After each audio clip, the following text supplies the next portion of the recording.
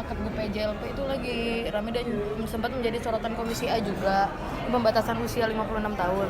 Nah itu bisa kasih penjelasan nggak Pak, kenapa sih harus dibatasi usianya? Ya, PJLP, penyedia jasa lainnya perseorangan.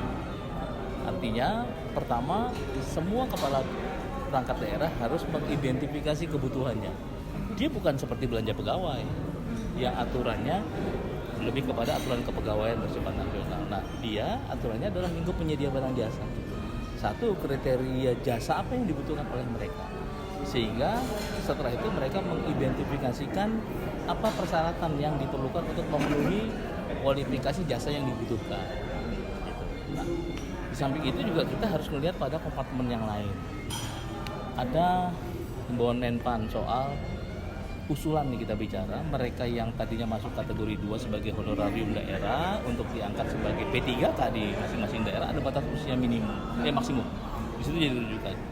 Berikutnya adalah soal bicara proteksi keselamatan dalam bekerja. Kita bicara ada BPJS baik kesehatan maupun ketenagakerjaan. Ada limitasi usia buat mereka yang bisa di-cover.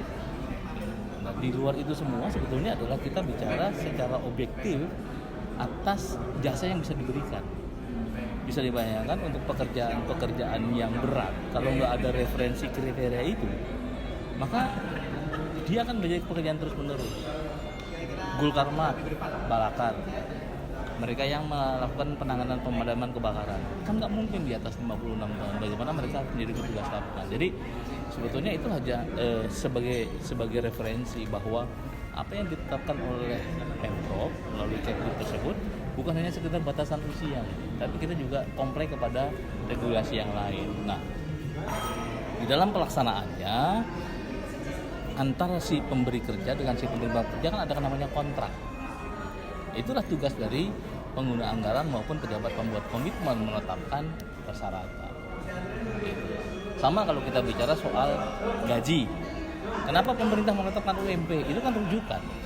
Tapi apakah mereka bisa melampaui dari UMP? Bisa. Kalau kualifikasi pekerjaan, kalau output hasil pekerjaannya tuh lebih dari yang distandarkan. Misalnya standarnya adalah bekerja 8 jam per hari gitu ya, selama sekian hari per minggu. Nah itu kan basic rate-nya adalah UMP. Jadi ini sebenarnya adalah perlindungan. Cara negara melindungi semua, melindungi si mereka yang memberikan pekerjaan maupun mereka yang menerima utang. Tapi kenapa baru sekarang Kepgubnya keluarkan yang pembatasan usia itu? Ini lama nggak sih Pak direncanakan atau baru-baru ini? Ya. Soalnya di Pergub yang diterbitkan oleh Pak Basuki sama Pak Anies juga itu belum ada pembatasan. Sekali lagi kalau kita bicara konsepnya itu adalah lingkup pengadaan barang jasa. Oke, jadi tugasnya PA dan KPK. Tapi kita coba mengcompile nih semuanya. Kita melakukan evaluasi secara cross-cutting, secara bersilangan terhadap semua regulasi yang ada.